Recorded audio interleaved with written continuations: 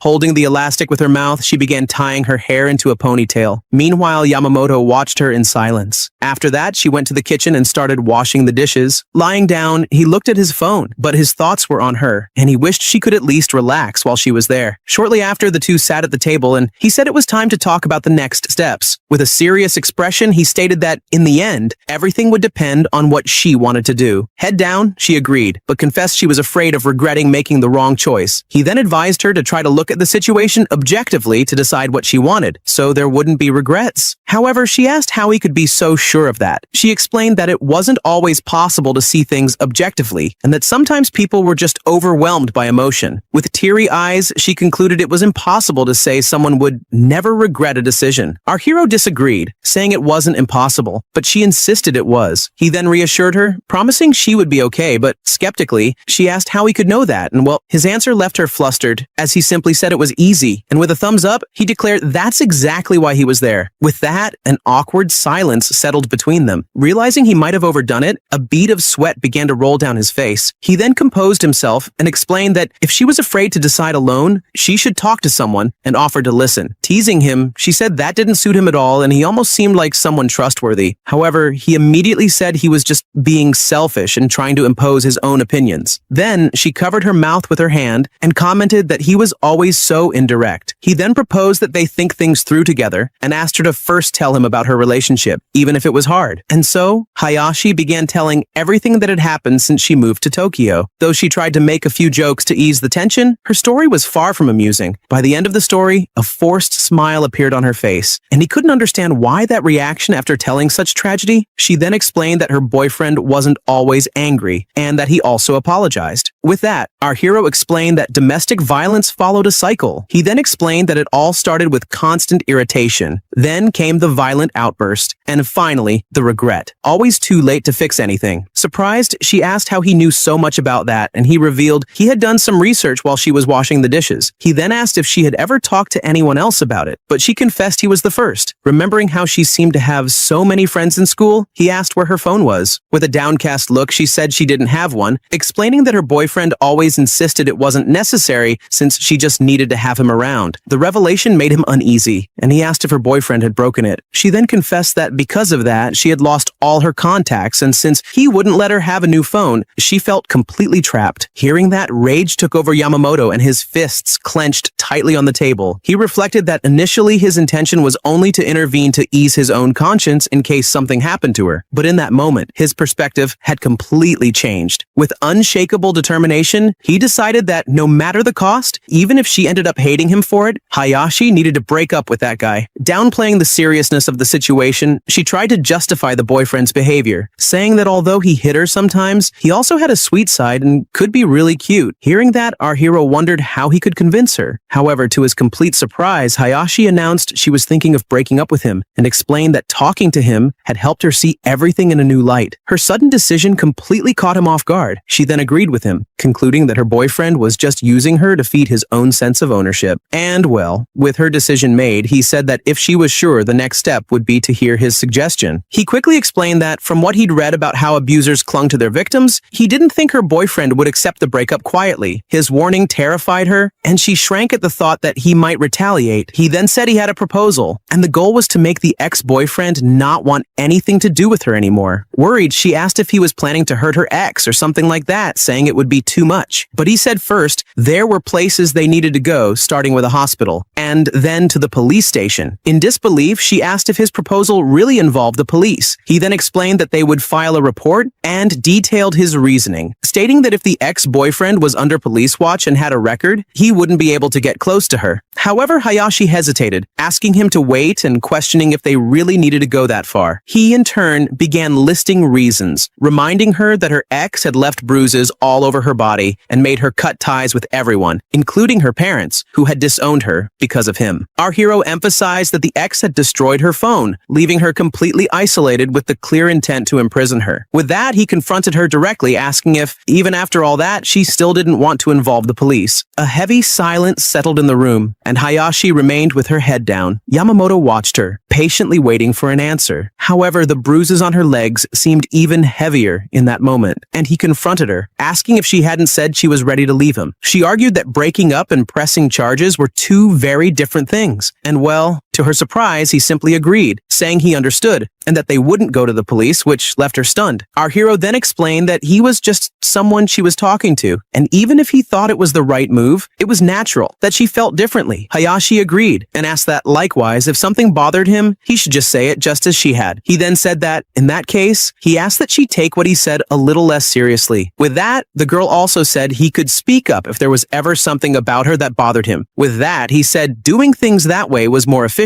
She then said he could have phrased that a bit more gently, but he, with his completely robotic way, asked what that would even sound like. Anyway, he clarified that they wouldn't go to the police for now, since it wouldn't make sense if it only caused her more pain, at which she replied that he should have said that from the start. He then continued, suggesting she stay at his place for a while. Immediately, she pulled away, misinterpreting his intentions and asking if that's what he had wanted all along, leaving him confused about what she meant. Annoyed, she called him pathetic, and he, in turn, shouted, asking what she thought he was trying to do. He then explained his logic, reminding her that since she lived with her ex, she couldn't just go back there, which made her realize her mistake. Next, he mentioned that her ex was probably already looking for her like a maniac at that very moment. He said that was exactly why he had made that suggestion and recommended she not leave the apartment for a while, to which she reluctantly agreed. He then said there was one more thing, something she would need to do even if she didn't like it, and she curiously asked what it was. Suddenly, her eyes widened. In his mind, Yamamoto hoped she would understand the situation, because if she did, everything would go much faster. Completely tense, Hayashi nervously gestured as she covered her chest with her hands, but then she made it clear she wouldn't mind. After all, in the end, he was just trying to help, and that was enough for her to accept it. Hearing that, Yamamoto immediately realized she was misunderstanding everything. He realized that once again, she had gotten the whole situation wrong. Then, she began to state her conclusion, saying that she already knew what he wanted and accused him of wanting full access to her body. He, in turn, told her to stop talking nonsense, but she, irritated, asked what was so stupid about what she said. He then confronted her, reminding her how she had been all over him before they slept, and with that, asked if she was fine with one night, but couldn't deal with it every day. A little embarrassed, he then wondered if maybe she just hated being treated like an object, and concluded, head down, that his theory was probably right. He then advised her not to agree to something she didn't want to do, which left her confused. And pointing at her, Yamamoto finally clarified what he meant. He gestured toward her arm, resting on the table, covered in bruises. He then stated that she needed to go to the hospital. Then it finally clicked, and she understood the true meaning of his words. With her hands together, she finally agreed. Even so, he couldn't help but wonder why her voice sounded a bit disappointed. As they headed to the hospital, he concluded he would probably never understand how the Queen's mind worked. The medical report made it clear how serious the situation was, pointing to bruises scattered across her body and a torn ligament in her wrist that required immediate attention. After leaving the hospital, the two walked silently along the sidewalk. The atmosphere between them was heavy. Yamamoto recalled how, at the hospital, Hayashi tried to dodge the doctor's questions about the origin of her injuries. He realized she was trying to avoid the subject and leave as quickly as possible, concluding she still felt intimidated because of her ex-boyfriend. With that, he wondered if it was right to just let things go like that. that. But he decided it wasn't. After all, she clearly had no intention of pressing charges. Changing the subject, he commented that her clothes looked too warm for the weather. A bit awkwardly, she agreed. Determined to help her in another way, he said they were going shopping since she would need some things. In his thoughts, he concluded the best thing he could do was focus on helping her, so he'd be ready in case she changed her mind. Worried, she brought up the money issue, but he reassured her, saying he had a bit saved, though he warned he wouldn't be able to buy her everything. Then she immediately promised she'd pay him back for anything she needed, even if she didn't know when that would be. However, with a gentle smile, he said it was no problem at all. Shortly after, they were already in a store, and Hayashi was looking at a dress. Then she appeared in the lingerie section, cheerfully holding a few bras, which left Yamamoto completely flustered. The next morning, while birds chirped outside, Hayashi continued to sleep soundly. Yamamoto, on the other hand, woke up on the floor, groaning from the back pain of sleeping on the floor again. With that, he said he really needed to buy a futon. He got up and, looking at the closet, thought he still had time before his classes and could use it to do a quick morning cleaning. However, his expression changed when he looked at his new roommate, and he quickly reconsidered his plan. He decided it was better to skip the cleaning and instead head to the kitchen to prepare breakfast. Meanwhile, still in bed, Hayashi turned over, completely oblivious to the world. Soon, the sound of sausages frying in the pan echoed through the apartment. He then prepared a full meal and left it on the table with a note, indicating it was for her. Watching her sleep peacefully, he said she should sleep as much as she wanted to recover. While walking to college, Yamamoto thought that for someone whose hobby was cleaning, skipping the morning routine felt completely wrong. Later on the way back, he carried shopping bags, including a futon, and declared that with it, he'd finally get a good night's sleep. Suddenly, as he approached home, a familiar smell caught his attention. He realized the scent was coming from his apartment and wondered if it was food. Opening the door, he announced that he was home. To his surprise, he found Hayashi in the kitchen, wearing an apron and preparing dinner. She greeted him warmly. Watching her, he thought to himself how glad he was that he bought her that hair tie. The girl then asked if he liked hamburger steak. Surprised by the gesture, he said she didn't need to wait for him to cook and that he could have made dinner when he got home. But Hayashi replied that since she was staying there, cooking was the least she could do. Next, with a quick and skillful motion, she flipped the hamburger steak in the pan. Impressed, Yamamoto said she was really good at it, and she explained she'd had enough practice. Shortly after, she placed the plate in front of him and asked what he thought. Impatient, she pressed, asking directly if he liked hamburger steak or not. And, well, he replied that he didn't hate it. With that, she said that was a pretty evasive answer. As he stepped away, she called him, and he, in turn, asked what she wanted. While putting away his groceries, the girl said she wanted to talk about something after dinner. A moment later, our hero seemed to sense something was off. Looking at the plate in front of him, a doubt crossed his mind. He wondered if he had even bought ground beef. Hayashi, however, seemed unaware of his thoughts, and as she tied her hair back, she let out a sigh of relief for finishing the task. Ignoring his doubts, he joined her at the table, and Hayashi, smiling, said they should start eating. With chopsticks in hand, he cut a piece of the steak. As he chewed the first bite, Hayashi watched him anxiously, eager to know what he thought. After a moment of suspense, he finally gave his verdict, saying it was good. The compliment visibly made her happy. Soon after, the plates were empty and dinner came to an end. She immediately got up and began clearing the dishes, saying she would wash them. He tried to stop her, but she insisted she didn't need help, explaining she wanted to move around a bit and would take care of the chores. And so she went to the kitchen. Then he asked if she had gone out that day. However, she just kept washing the dishes in silence as the water ran in the sink. He immediately regretted his tone, realizing it sounded like a possessive boyfriend. He tried to correct himself, saying that wasn't what he meant, but Hayashi turned to him with a challenging look and asked if he had a problem with that. Tension filled the air. He then said he had no problem at all, but that whether or not she followed his advice was entirely up to her. Our hero explained that going out and risking running into her ex again was a very reckless move, and well, upon hearing that, she made it clear he would never understand, and he admitted he truly didn't get what she was going through, even if he tried. Angry, she turned and yelled that if he didn't understand, then he shouldn't interfere. Her outburst left a heavy silence in the air, and Yamamoto just sat there, his back to her. Soon, Hayashi composed herself, and without saying anything else, she finished washing the dishes and set them out to dry.